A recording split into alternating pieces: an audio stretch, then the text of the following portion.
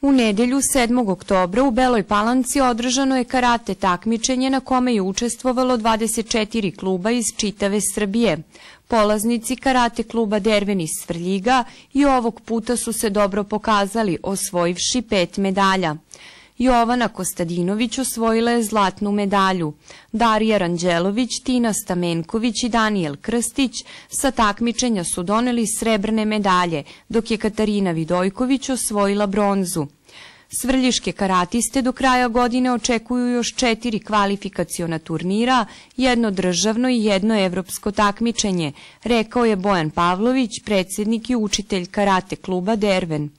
Pavlović je dodao da karate klub, uprkos odličnim rezultatima koje postiže i načinu na koji promoviše našu opštinu, ne dobija nikakva sredstva iz budžeta opštine, iako se za razvoj sporta izdvaja oko 6 miliona.